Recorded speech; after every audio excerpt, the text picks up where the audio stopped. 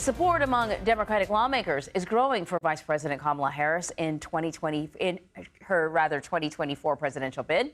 Over two-thirds of Democrats in both the House and the Senate have backed her. Meanwhile, the Democratic National Convention is less than a month away. CBS News estimates that Harris has received the endorsement of a majority of Democratic delegates.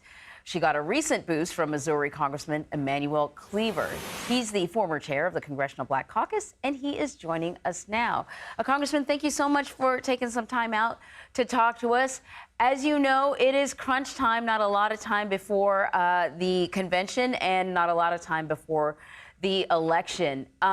Following the first presidential debate, you said in an interview that if we are not organized and ready to go with Joe Biden or someone by the end of the Republican convention, I think we're in trouble. So it looks like you have that someone. What has to take place, though, in the time period between now and November to make sure that voters know who Kamala Harris is and what her vision of America is?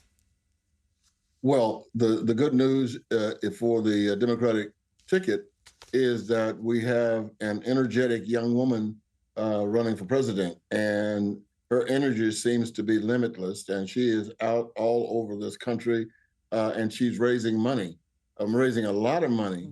And two things, if I had been on the other side in the other campaign, the most frightening thing in the world that just happened in the last couple of days are these women, older women, taking out these little coin purses and getting their money out to send to Vice President Harris.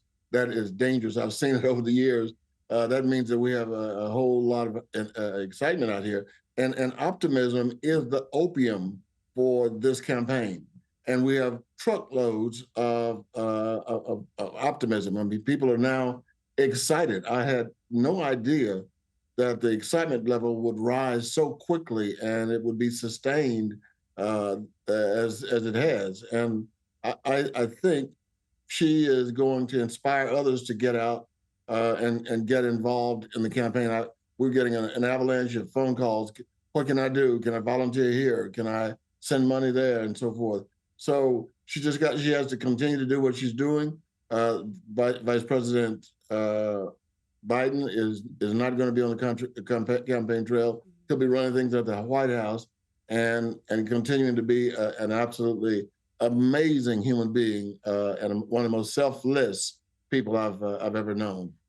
It does remind me an awful lot of when Barack Obama was running, and you had the mamas for Obama, and they were indeed quite a force. We know that just the other day, Kamala Harris had, I think, 40,000 black women on a phone call. Last night, it was 20,000 black men. But I do want to ask you about that. The last time she ran, you know, her history as a prosecutor was raised. That perhaps because of this history, she would be less appealing, in particular, to black male voters. Were you on that $20,000 or that 20,000 person call last night? No, I was not. I'm kind of recovering from COVID. Oh, wow. Isolated.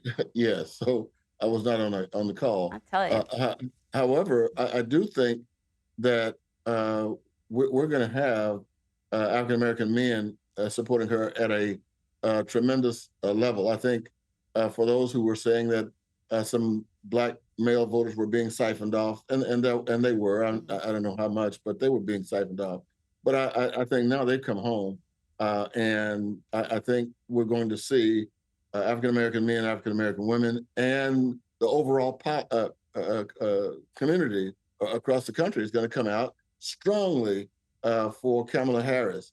I didn't know how it was going to turn out, but my goodness, I underestimated the response from the American public. And I think we're going to find some of the people who are in that middle who didn't want to vote for either of those candidates now coming over to Harris, because she is, you can't say, well, she's not concerned about law and order. Her whole adult career proves the opposite. You can't say that she is a sucker for some kind of liberal justice system, whatever that means. I think she's put people in jail. She's locked up people who deserve to go to jail. And I think we'll have somebody in office now who can lead the country into a new direction. Now, crime is actually dropping in the country, in spite of what some people are trying to get people to believe. But we still need to address it. And she is probably in a key position to do it. She's been the DA in San Francisco and the Attorney General in California. And she understands the whole justice system. And she wants to put bad guys in jail. And every African-American man that I know agrees with that. Really quickly, Congressman, before I let you go, who does she need as a VP? She needs a very articulate guy who can stand up and give a good defense of her positions. There are a lot of governors that I like. Pritzker from Illinois would be just one, but any of those guys would be absolutely amazing in the vice president's chair. So I don't want to get in it over her, but I think she's already, I think, reaching out to a number of people, measuring their interests and also kind of making sure that they're the right person. You said any of those guys. Just want to point out to everyone the one female name that was floated, Governor Whitmer. She said she's not interested in the job, and so now kind of the top tier that's left, they are all men. Congressman Cleaver, thank you so much. Good to be with you.